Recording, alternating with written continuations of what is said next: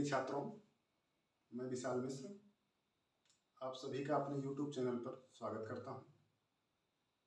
आज हम आप लोगों के लिए कक्षा 10 के पाठ्यक्रम पर आधारित उपसर्ग आप लोगों को पढ़ाएंगे। आज हम जिन उपसर्गों के बारे में बात करेंगे वे सब उपसर्ग आपके पाठ्यक्रम में निश्चित किए गए हैं। आप इन उपसर्गों को ध्यान से देखिएगा और ये उपसर्ग आपके बोर्ड परीक्षा के लिए अत्यधिक महत्वपूर्ण है। और हम जिन जिन उपसर्गों की चर्चा करेंगे वे उपसर्ग आपके प्रश्न पत्र में आएंगे और आपके प्रश्न पत्र में जो प्रश्न पूछे जाएंगे उपसर्ग से वे इन्हीं उदाहरणों से ही पूछे जाएंगे। पहले हम उपसर्ग आपको पढ़ाएंगे, फिर उसके बाद आपके सामने किस तरह से प्रश्न पूछे जाते हैं बोर्ड परीक्षाओं में उस पर भी चर्चा करेंगे। और यह उपसर्ग 2 नंबर के प्रश्न आते हैं। उपसर्ग से 2 नंबर आपको किस तरह से प्राप्त करने हैं, किन बारीकियों को ध्यान रखना है और किन किन बातों को ध्यान रखते हुए आप उपसर्ग को समझेंगे, आज इन्हीं पे बातें होंगी। तो आप ध्यान से उपसर्ग को देखेंगे। सबसे पहले हम उपसर्ग को समझाते हैं कि उपसर्ग है क्या। उपसर्ग बहुत ही आसान चीज है। उपसर्ग, पहले उपसर्ग के बारे में हम कुछ चीजें संस्कृत से बताएंगे, फिर उसके बाद हिंदी पे आएंगे। उपसर्ग 3 चीजों से मिलकर बना हुआ है। सबसे पहले उप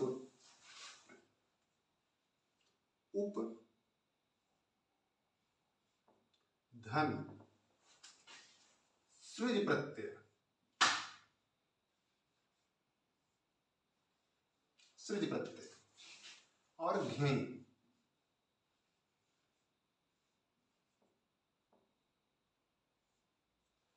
और घेई प्रत्यय लगा हुआ है। उप जो है हम दर्शा दे रहे हैं, उप जो है उपसर्ग है। सृज धातु है, सृज धातु है और घेई प्रत्यय है, घेई प्रत्यय है। तो हो गया ये उपसर्ग, उप उपसर्ग, सृज धातु और घेई प्रत्यय, इनके योग से बनेगा उपसर्ग। ये चीजें हम आपको संस्कृत के माध्यम से बता रहे हैं कि संस्कृत में किस तरह से उपसर्ग बना हुआ है। तो अभी आपको हम हिंदी में बताएंगे। यदि किसी शब्द के बगल में के ऊपर जो आपको घंट की तरह करड़ी दिखाई पड़ता है, इसको संस्कृत व्याकरण में कहते हैं धातु का चिन्ह। तो उपसर्ग है, सृज धातु है और घेई प्रत्यय है, इनके योग से बनेगा उपसर्ग। अर्थात प्रादयः उपसर्गा क्रिया योगे। जैसा आपके नाम सुने होंगे पाणिनि का, जो संस्कृत व्याकरण के सबसे महत्वपूर्ण ऋषि हैं, व्याकरणाचार्य हैं। उन्होंने लिखा है प्रादयः, एक सूत्र दिया है, प्रादयः उपसर्गा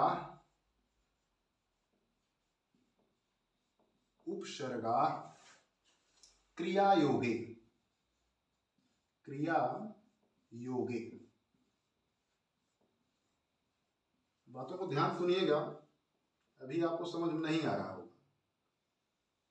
कुछ चीजें बताने के बाद हम सीधा आते हैं हिंदी पे। उन्होंने कहा प्रादयः उपसर्गा क्रिया योगे, अर्थात पाणिनि कहते हैं अर्थात क्रिया के योग में प्रा आदि उपसर्ग संज्ञक होते हैं।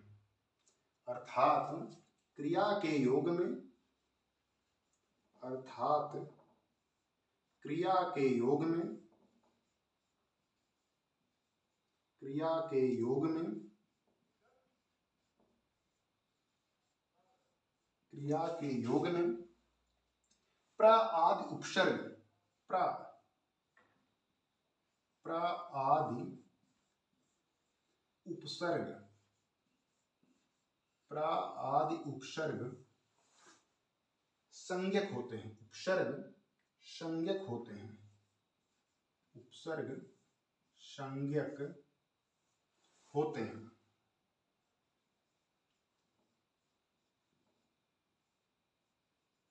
संज्ञक होते हैं अर्थात कहते हैं कि क्रिया के योग में प्रा आदि उपसर्ग संज्ञक होते हैं। अर्थात कहने का अर्थ प्रादयः उपसर्गाः क्रिया योगे।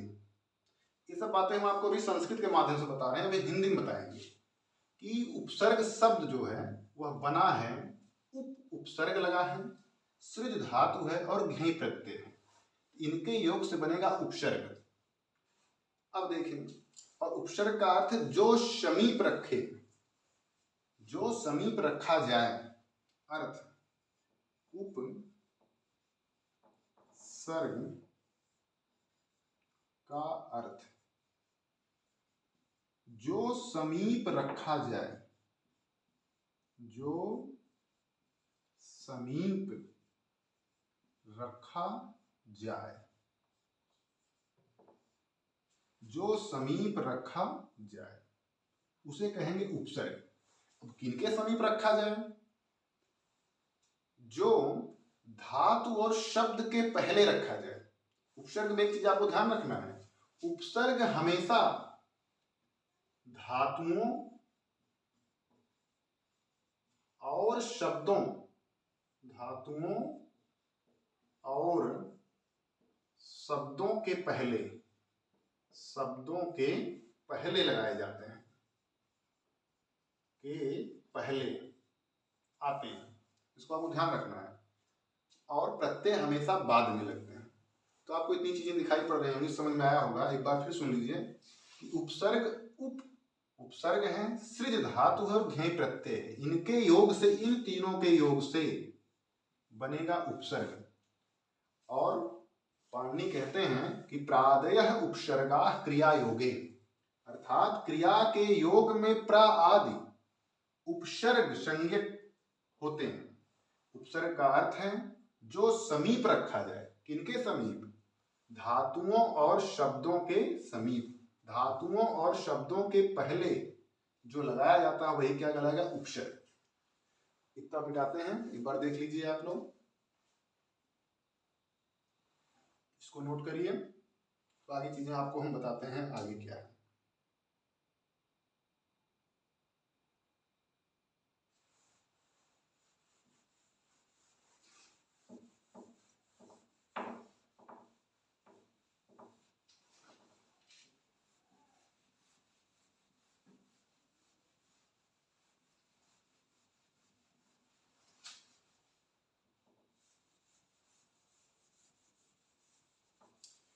बातों को बहुत ध्यान से समझिएगा। अब हम बात, ये तो चीजें हम बता रहे थे आपको संस्कृत के माध्यम से, लेकिन अब बातें होंगी हिंदी से कि संस्कृत में किस तरह से उपसर्ग बना है। आज आपको हम समझा देंगे उपसर्ग है क्या और उपसर्ग से प्रश्न किस प्रकार से आते हैं। हम केवल उन्हीं उपसर्गों की बातें करेंगे जो आपके पाठ्यक्रम में निश्चित की गई हैं, और किसी अन्य उपसर्ग को नहीं बताएंगे। केवल 10-12 उपसर्ग बताए गए हैं, और उन्हीं 10-12 उपसर्गों में से आपके लिए 2 नंबर के प्रश्न आएंगे कि किस तरह से आप उनको हल करेंगे, किस तरह से उन उपसर्गों का प्रयोग करके आप शब्द बनाएंगे, उन्हीं की बातें होंगी। तो आपको हम परिभाषा लिखाते हैं, उपसर्ग की परिभाषा। पहले देखिए, उपसर्ग जो बना है, उपसर्ग 2 शब्दों से मिलकर बना हुआ है, एक उप और एक सर्ग, उप और सर्ग, उप और सर्ग। उप का अर्थ होता है समीप, निकट या पास। उप का अर्थ होता है समीप, निकट या पास। समीप होगा, निकट या पास।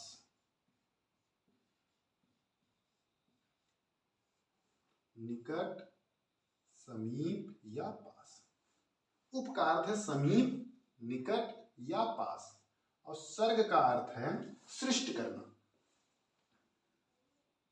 अर्थ है सृष्टि करना, निर्माण करना, सृष्टि करना, सृष्टि करना। अब देखिए, उपसर्ग दो शब्दों से मिलकर बना हुआ है, पहला है उप, दूसरा है सर्ग। अर्थात उप का अर्थ है समीप, निकट या पास, लगा देने तीर। अर्थ, सर्ग का अर्थ है सृष्टि करना। अर्थात उपसर्ग उस शब्दांश को कहते हैं, परिभाषा देखिए, परिभाषा, उपसर्ग उस शब्दांश को कहते हैं, उपसर्ग उस शब्दांश को कहते हैं, उस शब्दांश को कहते हैं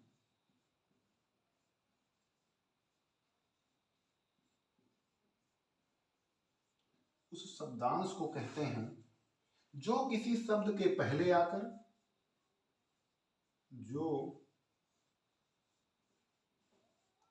किसी शब्द के पहले आकर, जो किसी शब्द के पहले आकर,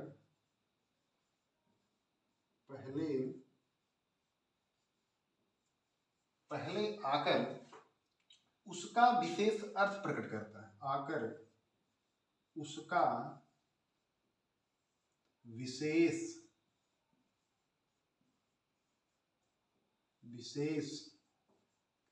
अर्थ प्रकट करता है,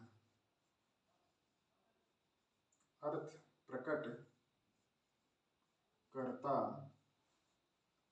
है। एक परिभाषा तो हो गई। उपसर्ग उस शब्दांश को कहते हैं जो किसी शब्द के पहले आकर उसका विशेष अर्थ प्रकट करता है। जिस शब्द के पहले उपसर्ग आएगा उस शब्द में परिवर्तन कर देगा, अर्थात उसका विशेष अर्थ प्रकट कर देगा। एक पहली परिभाषा ये हो गई, और एक परिभाषा और लिखते हैं, उसको देखिए। जो किसी धातु अथवा, जो किसी, दूसरी परिभाषा है, जो किसी धातु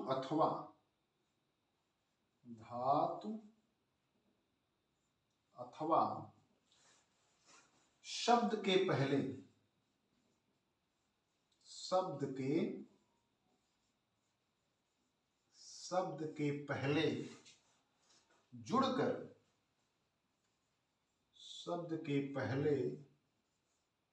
जुड़कर,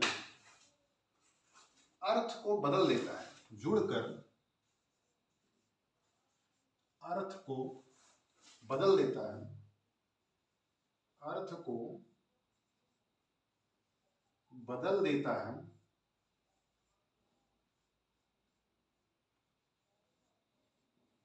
देता है, उसे उपसर्ग कहते हैं, उसे उपसर्ग कहते हैं।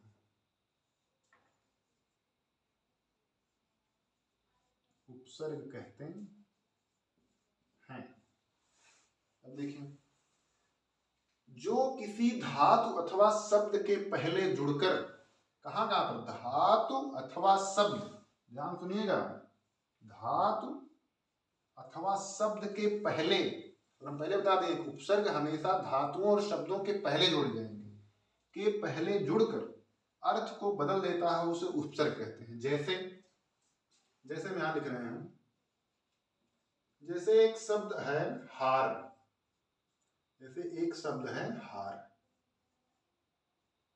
हार का जो अर्थ होता है उसका अर्थ है माला, अर्थात एक और अर्थ है हारना। इसी हार में हम जोड़ते हैं उपसर्ग प्रा। जब प्रा उपसर्ग जोड़ दिए तो बन गया प्रहार। वही पहले हार था लेकिन प्रा जोड़ दिए तो अब हो गया ये प्रहार, अर्थात प्रहार। अब प्रहार का अर्थ हो गया मारना, अर्थ बदल गया, मारना। हार शब्द था, एक शब्द है और इस शब्द में प्रा उपसर्ग जुड़ गया।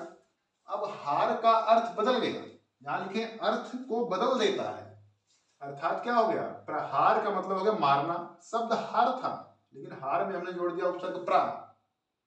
शब्द या धातु के पहले उपसर्ग जब जुड़ते हैं तो उपसर्ग शब्द के अर्थ को बदल देते हैं। आप यहाँ परिभाषा में देखें, जो किसी धातु अथवा शब्द के पहले जुड़कर अर्थ को बदल देता है उसे उपसर्ग कहते हैं। फिर एक है, लिखते हैं जैसे प्रहार, हार ही शब्द है, एक बन गया प्रहार, वही हार है, वही हार उपसर्ग है, शब्द है, उसी हार में हम जोड़ देते हैं आ जुड़ गया, अब हो गया आहार। आहार का मतलब भोजन, अर्थ बदल गया। हार वही शब्द है लेकिन जैसे जैसे जुड़ रहा है वैसे वैसे उनके अर्थ को बदल दे रहा है। फिर वही हार है, हार में हमने जोड़ दिया सम उपसर्ग, सम उपसर्ग जोड़ दिया तो हो गया संहार। संहार का मतलब होता है विनाश, अर्थ बदल रहा है, विनाश। वही हार है और हार में हमने जोड़ दिया वी उपसर्ग, हार वही है, हार में जोड़ दिया हमने वी उपसर्ग, अर्थात हो गया विहार। विहार माने भ्रमण करना, विहार का मतलब भ्रमण अर्थात घूमना, भ्रमण, भ्रमण। वही हार है, उसी हार में हमने जोड़ दिया परि तो हो गया परिहार। परिहार का मतलब है त्याग, परिहार का मतलब त्याग। तो आप यहां समझ गए होंगे कि शब्द एक ही है लेकिन शब्द में जैसे जैसे उपसर्ग जुड़ रहे हैं, तो यहाँ पे प्रा उपसर्ग हमने जोड़ा, यहाँ पर हमने आ उपसर्ग जोड़ा, यहाँ पर सम उपसर्ग जोड़ा, यहाँ पर वी उपसर्ग हमने जोड़ दिया, यहाँ पर परि उपसर्ग जोड़ दिया। जब हमने हार में परि उपसर्ग जोड़ा तो अर्थ बदल गया, हो गया त्याग, परिहार। उसी हार में जब हमने वी जोड़ा तो हो गया विहार अर्थात भ्रमण करना। उसी हार में जब हमने सम जोड़ा तो हो गया संहार अर्थात विनाश। उसी हार में जब हमने आ जोड़ा तो हो गया आहार अर्थात भोजन। वही हार है, हार में हमने प्रा जोड़ दिया, हो गया प्रहार अर्थात मारना। लेकिन पहले आप देखा था कि हार का जो शाब्दिक अर्थ था उसका मतलब होगा माला, माला।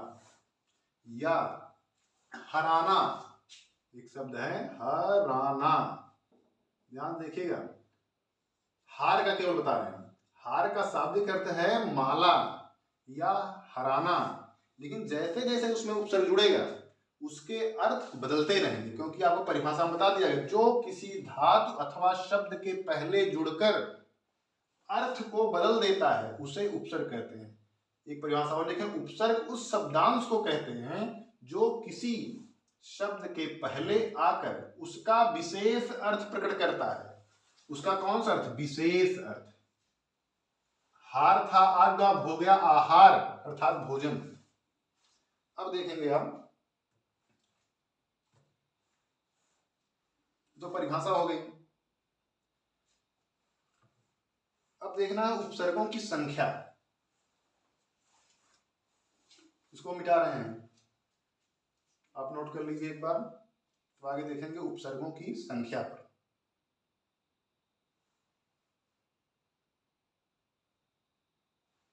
और एक चीज आप नोट कर लीजिएगा, यहीं पर हम मिटा रहे हैं,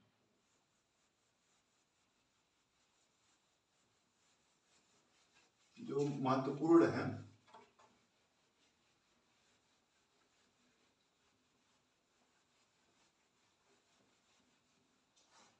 लिख दे रहे हैं, उपसर्ग शब्द या धातु से पहले आते हैं। ध्यान देखिएगा, उपसर्ग धातु या शब्द के पहले आते हैं, शब्द के पहले आते हैं। दूसरा पॉइंट है कि उपसर्ग हमेशा धातुओं या शब्दों के पूर्व ही जोड़े जाते हैं। बातें वही हैं, कि उपसर्ग धातु या शब्द के पहले आते हैं, अर्थात उपसर्ग धातुओं या शब्दों के पहले जोड़े जाते हैं। अब देखना है आपको कि उपसर्गों की संख्या, जैसा कि हिंदी में जो उपसर्ग प्रयोग किए जाते हैं वे संस्कृत के हैं और कुछ उर्दू के भी उपसर्गों को हिंदी में प्रयोग किया जाता है। और आपके पाठ्यक्रम में हिंदी के उपसर्गों के साथ साथ संस्कृत के भी उपसर्ग हैं और 2 उपसर्ग रखे गए हैं उर्दू के, उनको भी देखेंगे, क्योंकि जिनसे प्रश्न आता है परीक्षाओं में हमने देखा कि उससे प्रश्न पूछे गए हैं।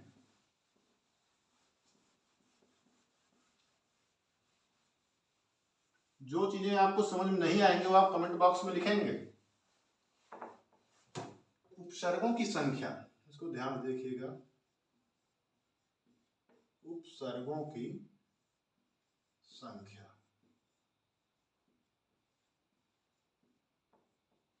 उपसर्गों की संख्या। इसमें देखिए संस्कृत में, संस्कृत में होते हैं 22 उपसर्ग, संस्कृत में 22 उपसर्ग, और हिंदी में होते हैं,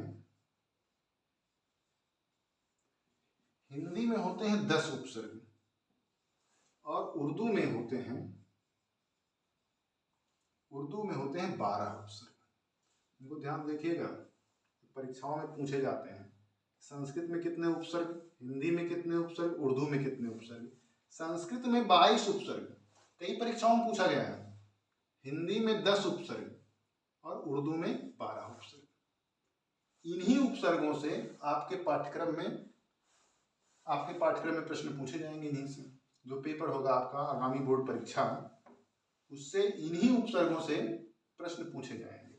लेकिन आपको सभी नहीं पढ़ने हैं, आपको केवल कुछ ही उपसर्ग पढ़ने हैं और उनमें से कुछ महत्वपूर्ण जो होंगे उनको हम आपको अंडरलाइन करवाएंगे।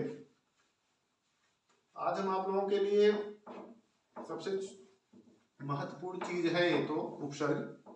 इसी प्रकार से धीरे धीरे करके हम आपके पाठ्यक्रम में जितने व्याकरण की चीजें हैं उनको पढ़ाते रहेंगे और आप इनका नोट बनाते रहिएगा। महत्वपूर्ण उपसर्ग परीक्षा की दृष्टि से, यानी आपके पाठ्यक्रम पर जो आधारित है वही। एक तरफ आप लिख लीजिएगा उपसर्ग, उपसर्ग, उपसर्ग के अर्थ होते हैं, उपसर्ग के बाद अर्थ लिखिएगा और अर्थ के बाद है शब्द रूप, शब्द रूप।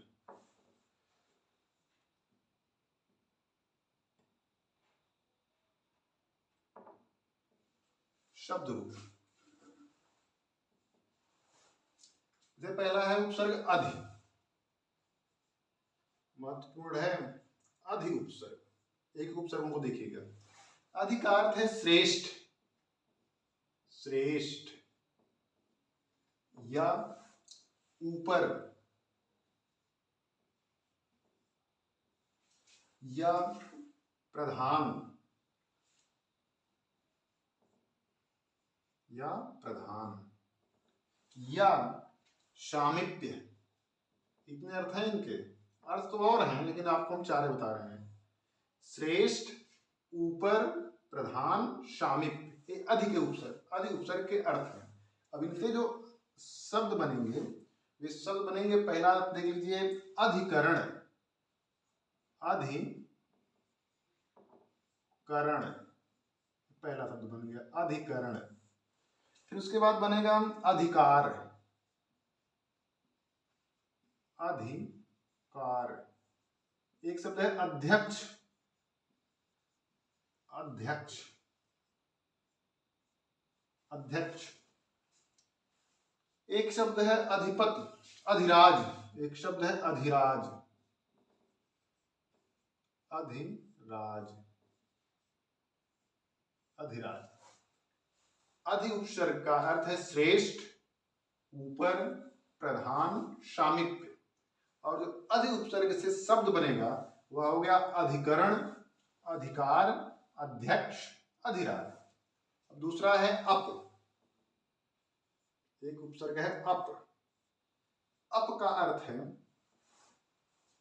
लघुता, लघुता, हीनता, हीनता, अभाव, अभाव, लघुता, हीनता, अभाव। शब्द बनेगा अपमान, अपमान। शब्द बनेगा अपशब्द, अपशब्द। शब्द बनेगा अपहरण, अपहरण। ध्यान देखिएगा, वर्तनी पूछा जा सकता है, अपहरण नहीं, अपहरण। फिर है अपराध, अपराध, इत्यादि। अप उपसर्ग से शब्द बनेंगे अपमान, अपशब्द, अपराध, अपहरण। अगला उपसर्ग है अनु, अनु। अनु का अर्थ है क्रम या पीछे, पीछे। फिर है समानता, समानता, समानता। इनसे शब्द बनेंगे अनुक्रम, पहला शब्द बनेगा अनुक्रम, अनुक्रम, अनुचर, अनुचर। शब्द बन गया अनुज, शब्द बन गया अनुज, अनुज। फिर अगला उपसर्ग है शह। अनु के बाद उप देख लीजिए आप, उप। अगला उपसर्ग है उप। उप का अर्थ है निकट, निकट, निकट है, सदृश है, सदृश, सदृश, सदृश, सहायक, सहायक, सहायक, निकट, सदृश, सहायक। ये अर्थ है उप उपसर्ग के, निकट, सदृश, सहायक। इनसे जो शब्द बनेंगे वे शब्द बनेंगे उपकार, उपकार। शब्द बनेगा, ये आपके लिए महत्वपूर्ण है, उपकार, उपदेश, उपदेश, उपभेद, उपभेद। और फिर बनेगा उपयोग और उपवन, उपयोग और एक शब्द बनेगा उपवन, उपवन, उपवन। अगला उपसर्ग है सह। सह का अर्थ है साथ, सह, सह का अर्थ है साथ। एक मिनट हम स्याही भर लेते हैं इसमें।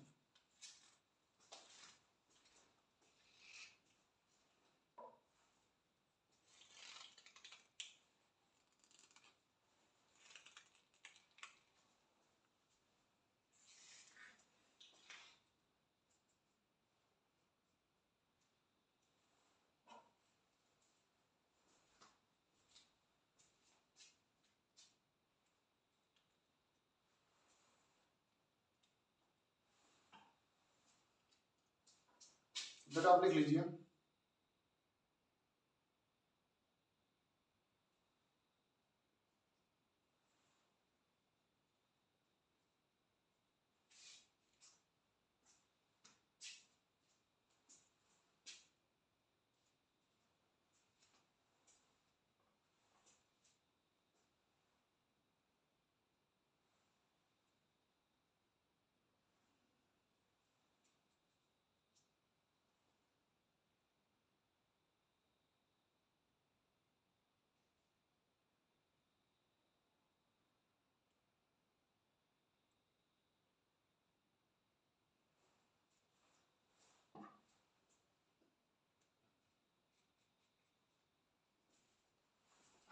देखिए आगे, शह, सह का अर्थ है साथ, और इससे जो शब्द बनेगा वह है सहमत। सहमत। फिर शब्द बनेगा सहचर। सहमत, सहचर, सहचर। फिर बनेगा सहगान। सह माने साथ गाने वाला, सहगान। फिर शब्द बनेगा सहपाठी, साथ पढ़ने वाला, अर्थ के आधार पर सहपाठी, साथ पढ़ने वाला। इस तरह से बहुत शब्द बनेंगे। तो शह का अर्थ है साथ, अर्थात सहमत, सहचर, सहगान, सहपाठी। एक उपसर्ग इतना देखिए आप, इसके बाद उसको मिटाते हैं। देखिए ऊपर कुछ एक बार फिर सुन लीजिए। अधि उपसर्ग, अप जो है बहुत महत्वपूर्ण है, ध्यान रखिएगा। अप अनु महत्वपूर्ण है, उप भी महत्वपूर्ण है। जितने उपसर्ग हैं सब आपके लिए महत्वपूर्ण हैं। फिर देखिए कुछ मिटा रहे हैं।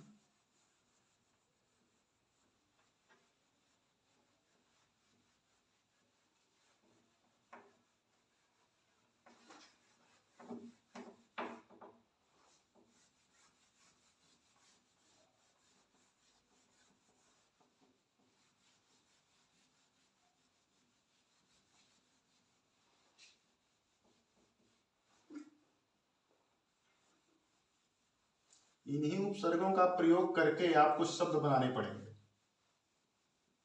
5 उपसर्गों के नाम दे देंगे परीक्षा में, और कहेंगे इनसे, इन उपसर्गों का प्रयोग करते हुए आपको एक एक उपसर्ग के प्रयोग करते हुए किन्हीं दो उपसर्गों का प्रयोग करके 3-3 शब्द बनाइए। अगला है सह के बाद निर, बहुत महत्वपूर्ण है।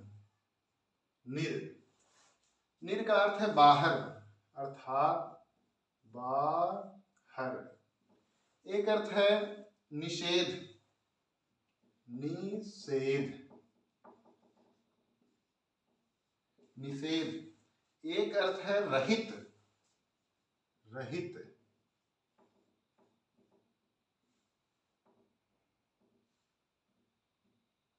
रहित, रहित। अब देखिए शब्द क्या बनेंगे इससे। निर्भय, निर्भय। शब्द बनेंगे निर्वाह, निर्वाह। शब्द बनेगा निर्जीव,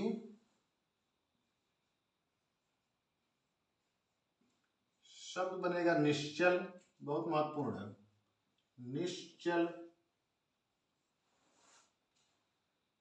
शब्द बनेगा निर्दोष, निर्दोष। ये निश्चल बहुत महत्वपूर्ण, कई परीक्षाओं में पूछा गया, निश्चल। अगला है अभि, अभि उपसर्ग। अभि का अर्थ है और, पास, और, पास, सामने, आधिक्य। इतने अर्थ हैं, और भी अर्थ हैं। आधिक्य, अभि का अर्थ है और, पास, सामने, आधिक्य। इनसे जो शब्द बनेंगे वो बनेगा अभिमुख, अभिमुख। शब्द बनेगा अभ्यास, अभ्यास। शब्द बनेगा अभिनव, अभिनव। शब्द बनेगा अभिलाषा, अभिलाषा। शब्द बनेगा अभिमान, अभिलाषा। शब्द बनेगा अभिमान। अभिमान, यानी अभि उपसर्ग शब्द बनेगा अभिमुख, अभ्यास, अभिनव, अभिलाषा, अभिमान। अगला उपसर्ग है परि, महत्वपूर्ण है परि। परि का अर्थ है आसपास, चारों ओर, आसपास, चारों ओर,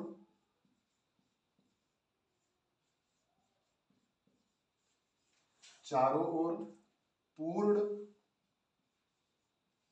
पूर्ण, त्याग,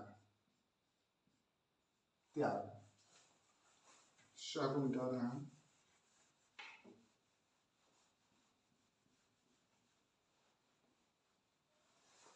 देखिए जो शब्द बनेंगे परि से, शब्द बनेगा पर्याप्त, पर्याप्त, पर्याप्त, पर्याप्त, परिक्रमा, परिक्रमा। शब्द बनेगा परिणाम, परिणाम। शब्द बनेगा परिधि, परिधि, परिधि।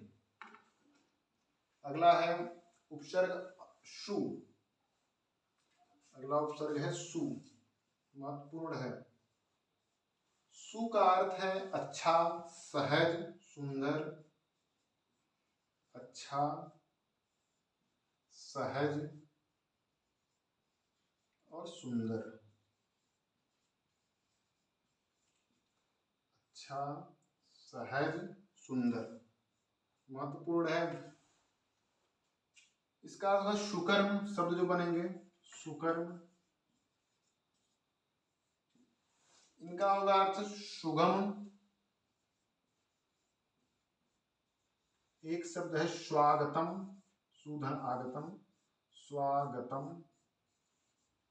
एक शब्द बनेगा इनका महत्वपूर्ण सुंदर, सुंदर। और एक शब्द बनेगा सुजन, सुजन। और बहुत से शब्द बनेंगे, ये महत्वपूर्ण है आपके लिए। सु उपसर्ग से बनेगा सुकर्म, सुगम, सुगम, स्वागतम, सुंदर, सुजन। अगला उपसर्ग है आ, अगला उपसर्ग है आ। ये सब आपके सिलेबस में है उपसर्ग, कोई भी उपसर्ग बिना सिलेबस नहीं पढ़ा रहे हैं, सभी उपसर्ग आपके सिलेबस में है। इन्हीं से ही प्रश्न आएंगे 2 नंबर के, आप इनको नोट करते रहेंगे। अगला है आ, आ का अर्थ है अभाव, निषेध। शब्द जो बनेंगे अचेत, अचेत, अजान,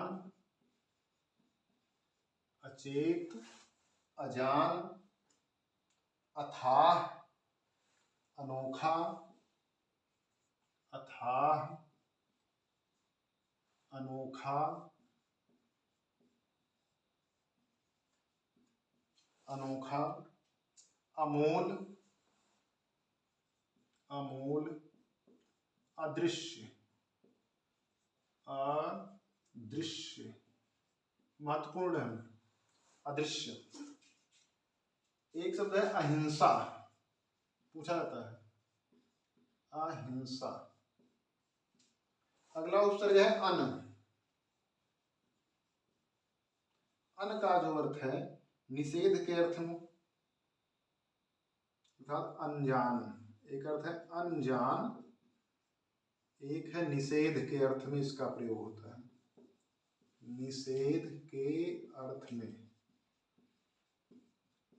निषेध के अर्थ में। और जो शब्द बनेगा वो हो जाएगा अनमेल, अनमेल, शब्द हो जाएगा अनपढ़,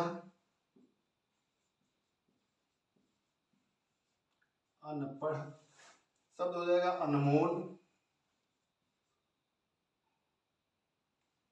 अनमोल आदि। अब देखिए दो उपसर्ग आपके हैं जो सिलेबस में रखे गए हैं उर्दू के।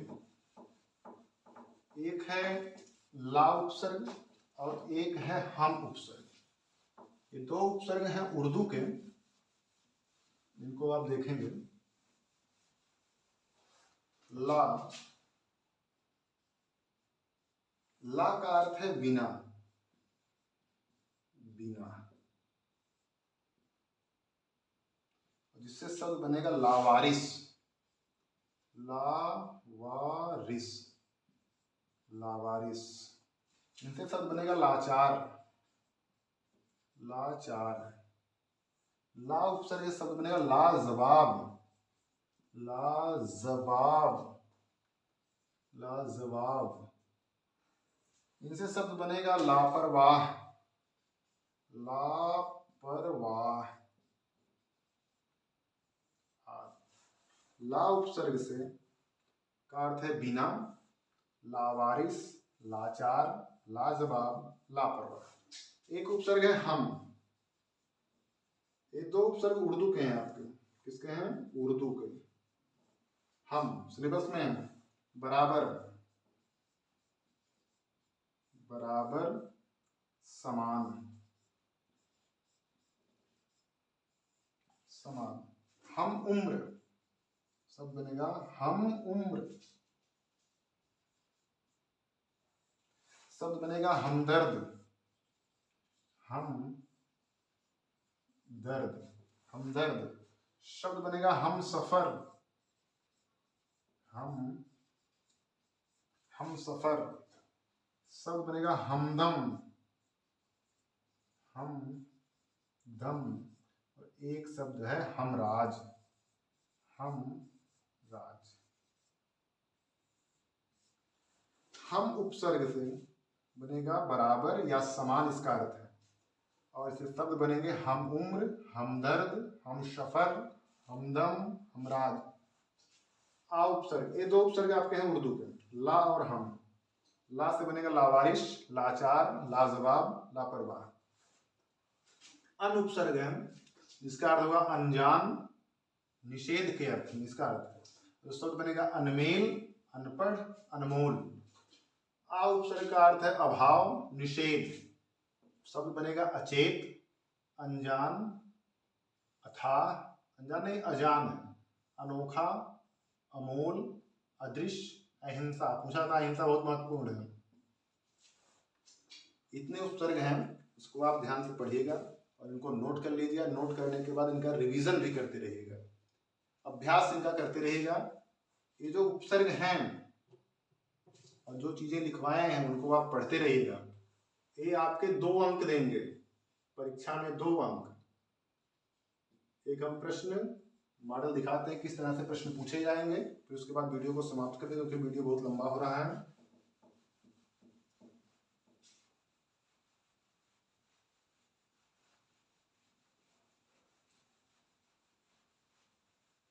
दो नंबर के प्रश्न आएंगे। जैसे प्रश्न पूछ लिए कि दी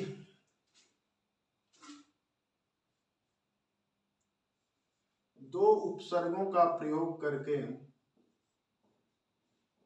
दो उपसर्गों का प्रयोग करके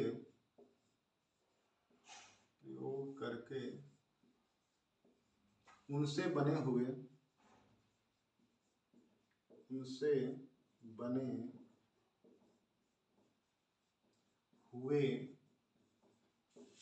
दो शब्द लिखिए, 2 शब्द लिखो। उपसर्ग दे देंगे। जैसे उपसर्ग दे दिए अप, उपसर्ग दे दिए उप, उपसर्ग दे दिए निर, उपसर्ग दे दिए शह। तो इनमें से आपको किन्हीं दो का, चाहे आप अप का प्रयोग करिए, चाहे उप का, चाहे निर का, चाहे सह का, इनसे बने हुए शब्द लिखना है आपको। तो आपको लिखा दिए इनसे बने हुए शब्द। जैसे अप का हो जाएगा दो दो, जैसे आप लिखेंगे कहीं, जैसे आपका अपमान, अपमान दो लिखने हैं आपको, इनसे बने हुए दो दो। अपमान हो गया क्या नाम है, अप से अपमान, अपशब्द,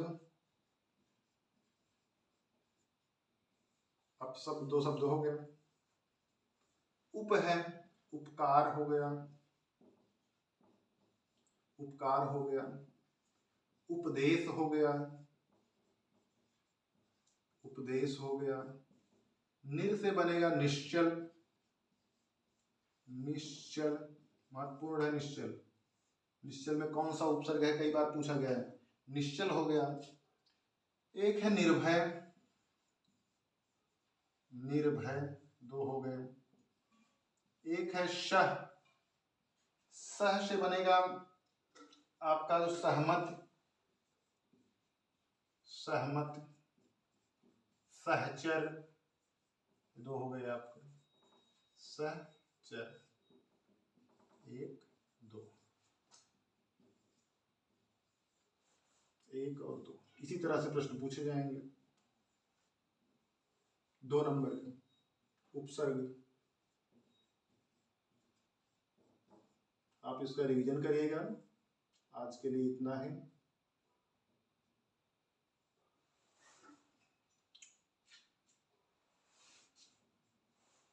इतने उपसर्ग आपके सिलेबस में थे, आप इतना पढ़िएगा। अगला वीडियो प्रत्यय पे हम लेके आएंगे। बस आज के लिए इतना है।